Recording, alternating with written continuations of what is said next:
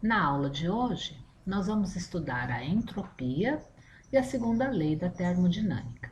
Vocês podem acompanhar no livro 7, das páginas 46 a 47. Esta é uma aula de física para o segundo ano do ensino médio.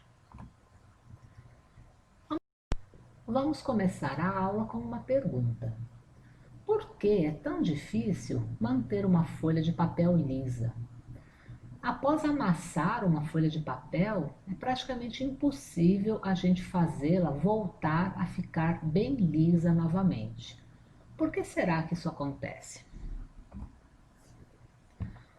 A resposta é a seguinte: a tendência natural dos sistemas físicos é ir da ordem para a desordem.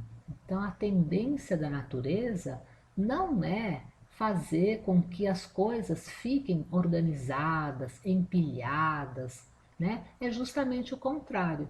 Se a gente deixar uma pilha de tijolos numa calçada, por exemplo, passado um certo tempo, a gente não vai encontrá-la mais organizada como estava inicialmente. Certamente alguns dos tijolos terão caído, seja porque o vento empurrou, alguma pessoa que passou, um cachorro. São vários os fatores que estão sempre agindo no sentido de desordenar as coisas. Então, essa é a tendência natural dos sistemas que a gente observa na natureza. Na física, nós temos uma grandeza que se chama entropia. Ela é representada pela letra S. Essa grandeza é uma medida da desordem de um sistema. Então, se a gente observar aqui o quarto, né, que tem aqui na imagem, ele está com a entropia bastante alta, certo? Porque a desordem é total nesse ambiente. Então, na física, a gente pode medir essa desordem nos sistemas. A gente tem uma forma de fazer isso. E aí a grandeza se chama então entropia. Da mesma forma que tudo que existe, a energia também pode ser encontrada de uma maneira mais organizada ou menos organizada. As energias desorganizadas são aquelas que a gente diz que são dissipadas. Então vamos ver aqui. O que a gente chama de energia organizada são aquelas que a gente pode armazenar, né, e transformar em energia cinética, que também é um tipo de energia organizada. Então, as energias mecânicas do tipo gravitacional e elástica, energia elétrica, química, nuclear, são as energias organizadas, têm um grau de organização grande. Já a energia térmica, sonora e luminosa são energias que se dissipam, que se espalham, né, desordenadamente pelo ambiente. Então, esse tipo de energia é classificada, né, ou considerada como um tipo desorganizado. Na natureza, a gente não costuma encontrar o que seria, né, o que a gente chama de processo reversível. Então, são processos hipotéticos que, após terem ocorrido num dado sentido, também podem ocorrer naturalmente no sentido oposto, voltando ao estado inicial. Então, seria como se a gente tivesse uma bolinha que a gente soltasse e ela ficasse quicando eternamente, sempre voltando para a posição inicial de onde a gente deixou a bolinha cair.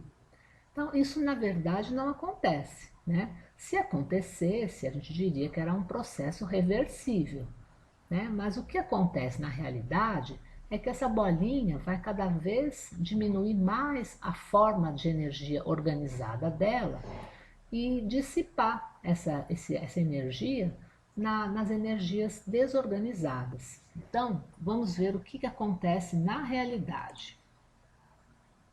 Então, a gente vai clicar aqui nesse vídeo e vamos observar a bolinha, né, sempre pulando cada vez mais baixo até que ela para.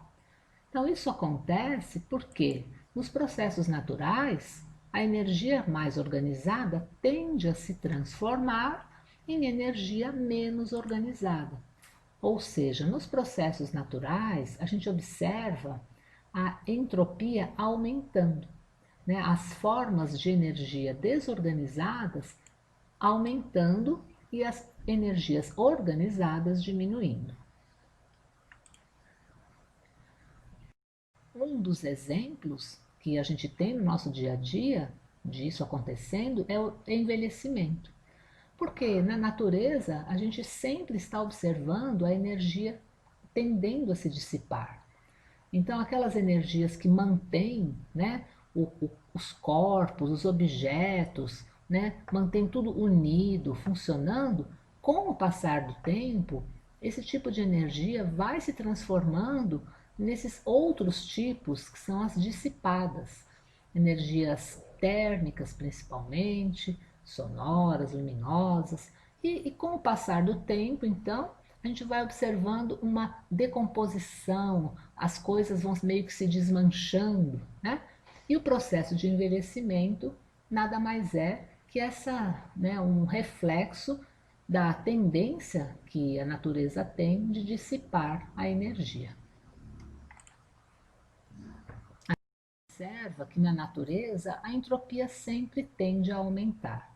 Se a gente não interferir, é isso que vai acontecer.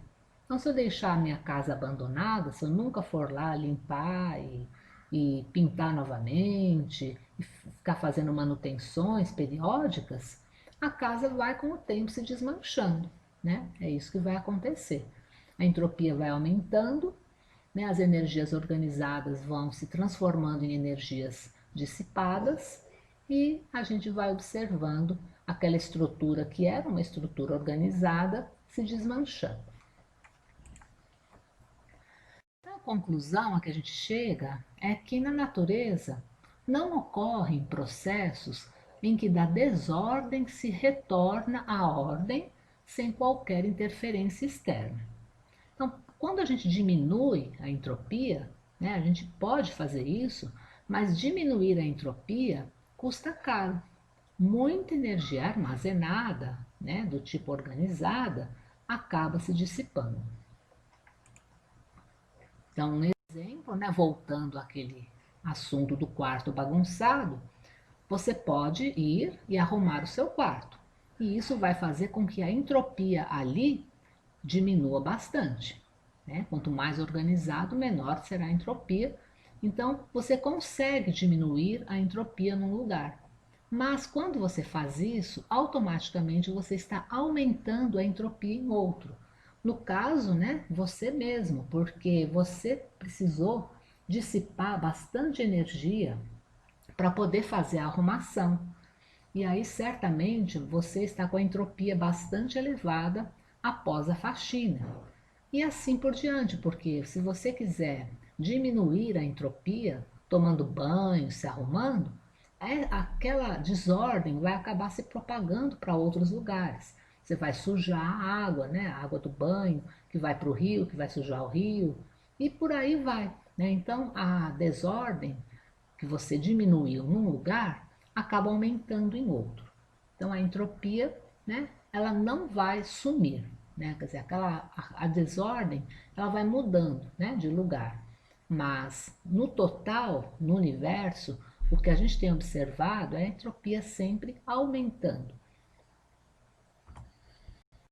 Então, em processos naturais, a entropia é crescente ou constante. Ela pode chegar assim a um limite e se manter, mas ela naturalmente não irá diminuir. Ela pode diminuir em um lugar, mas isso sempre levará a um aumento de entropia em outra parte. Ok, mas o que isso tem a ver com a termodinâmica, né? Que é o que a gente está estudando. E acontece o seguinte: quando um sistema recebe energia na forma de calor, a sua entropia aumenta. Então, o ΔS, que seria a variação de entropia, ela é diretamente proporcional à variação na quantidade de calor. Quanto maior a quantidade de calor, maior será a entropia. E ela é inversamente proporcional à temperatura do corpo. Essa razão entre o aumento na quantidade de calor e a temperatura ela vai fazendo com que, com o passar do tempo, você vá chegando a um valor de entropia que é constante, né? Após uma certa quantidade de calor que você vai fornecendo ao sistema, a temperatura também vai aumentando, mas você vai chegando a um estado em que a entropia chegou num certo limite que ela vai se mantendo. Mas, né, no geral, o que a gente vai observando é que quando a gente vai fornecendo energia para um sistema, a movimentação, a agitação das partículas aumenta e o sistema fica mais desordenado. Então, portanto, um sistema mais quente tem mais entropia que um sistema que é mais frio. E daí, então, vem a segunda lei da termodinâmica. Então, o que diz essa lei? A energia flui espontaneamente do sistema com maior entropia para o de menor entropia. Ou seja, a energia se dissipa. Então, o que é a dissipação? É essa transferência de energia, né, espontânea de onde está mais quente para onde está mais frio. Ou seja, de onde tem mais entropia para onde tem menos entropia. A gente também poderia dizer a segunda lei de uma outra forma. O sentido do calor nunca é do corpo frio para o corpo quente, a não ser que algum trabalho forçado de um elemento externo ao sistema seja realizado. Então, esse é um caso que a gente vai ver na próxima aula da geladeira, né? A geladeira faz isso. A geladeira fica transferindo energia de onde está frio, que seria o interior dela, para o exterior, né? Que é onde está quente. Mas ela não faz isso espontaneamente. Isso acontece devido ao trabalho do motor da geladeira. Então, o trabalho do motor é forçar com que a energia saia de onde está frio para onde está quente e não o contrário, que é o que seria o natural de acontecer. E então nós chegamos nesses enunciados, que são condições de funcionamentos tanto para máquinas térmicas como para máquinas frigoríficas. Então, a primeira condição diz o seguinte: é impossível desenvolver uma máquina termodinâmica que retire calor de uma fonte e o transforme integralmente em trabalho. Né? Essa transformação não é possível porque sempre uma parte daquela energia, né, que veio, né, do calor ali da fonte acaba sendo transformada em energia térmica ou sonora ou luminosa, ou seja, uma daquelas outras formas de dissipação de energia. Então, um pouco da energia, pelo menos um pouco, acaba sendo dissipado. E aí você não consegue transformar toda a energia que foi recebida em trabalho. E a condição 2 diz o seguinte: é impossível desenvolver uma máquina termodinâmica que retire calor de uma fonte fria e envie para a fonte quente espontaneamente, que é o que a gente estava comentando, né? Que o exemplo da geladeira.